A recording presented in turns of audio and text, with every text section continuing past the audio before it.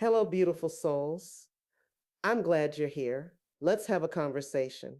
This season hasn't felt like a pause. It hasn't felt like rest. And it definitely hasn't felt like a reset wrapped in something pretty. It's felt like stepping back and actually seeing, not stepping away to escape, not stepping back to recover, but stepping back enough to notice what had been quietly shaping my pace, my choices, and my energy for a long time. And what surprised me wasn't how tired I was. It was what I discovered underneath the tiredness. For a long time, I thought my pace was driven by responsibility, by discipline, by commitment. I told myself I was just someone who stayed busy because life required it. But when I slowed down, not dramatically, just enough, something else became visible. I saw how often I had organized my life around anticipation, around staying ahead, around being prepared, and around making sure nothing slipped, nothing failed, and nothing fell apart. And I realized something quietly, but clearly. I wasn't always moving forward because I was inspired. I was moving forward because I didn't trust stillness. This is where the inner shift begins, not with exhaustion, but with awareness. Because sometimes what we call drive is actually vigilance. What we call discipline is actually self protection. And sometimes what we call momentum is fear dressed up as productivity. That realization doesn't arrive loudly. It doesn't crash in with answers. It arrives softly and insists.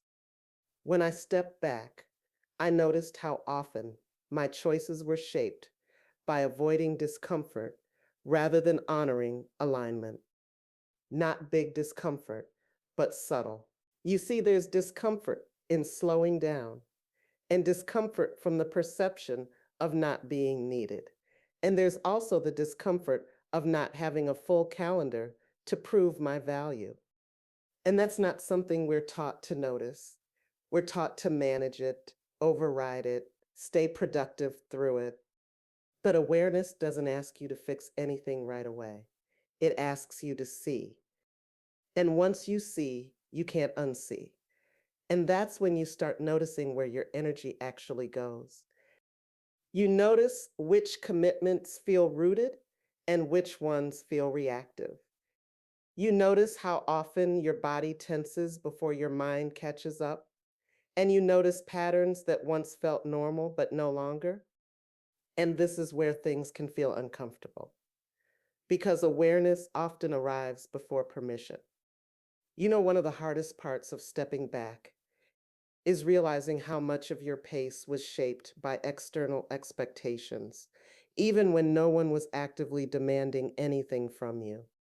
Expectations you absorbed or inherited, expectations you internalized so deeply, it started to sound like your own voice. You know that voice that says, keep going, don't fall behind, stay available, stay sharp. And when that voice quiets, even a little, it can feel unsettling, not because something is wrong, but because something familiar has gone quiet. This is where many people rush back into motion, not because they're ready, but because stillness exposes questions they've never had space to ask. Questions like, what am I actually responding to? Or who am I trying to stay ahead of? Another question is, what happens if I stop organizing my life around readiness? These aren't questions that need immediate answers. They're questions that change you simply by being asked. Another thing that surfaced for me was how often I had mistaken endurance for capacity. I thought I could handle the pace because I had handled it, but endurance isn't the same as alignment. Just because you can sustain something doesn't mean it's meant to be sustained.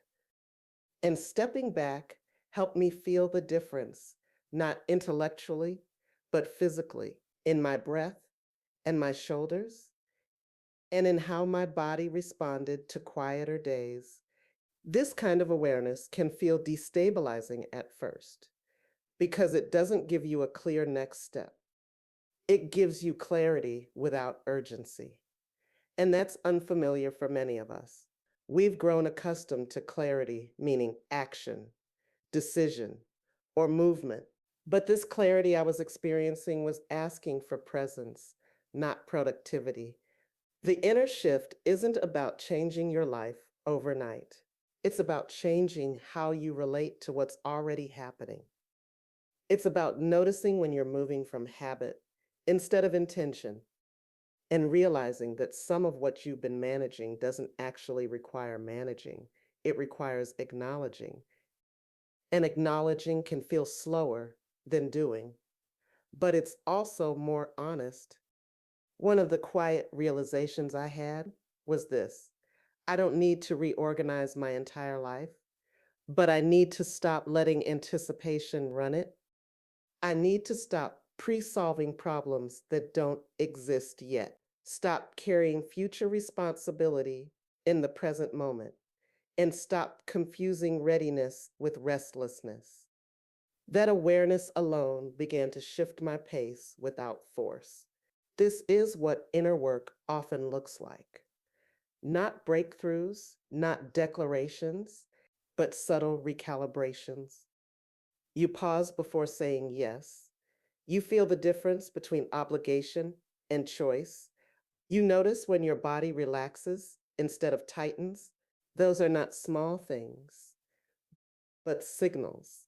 So if you're in a season where stepping back feels strange, if slowing down feels more disorienting than exhausting, or you're noticing patterns without knowing yet what to do with them, it doesn't mean you're stuck.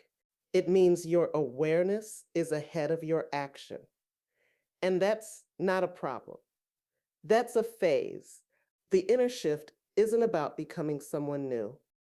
It's about seeing clearly enough to stop being driven by what you never consciously chose. And that kind of clarity takes time. It takes patience. It takes honesty and gentleness with yourself. If this reflection landed for you, you're not alone. Conversations like these help us name what's happening beneath the surface, especially when nothing looks wrong on the outside, but something feels different on the inside. I'm here every week holding space for moments like this. And if you want to stay in this conversation, I'd love to have you here. Please subscribe. Take what resonates, leave what doesn't, and trust this: sometimes stepping back isn't a pause from life, it's the beginning of seeing it clearly. I'm glad you're here.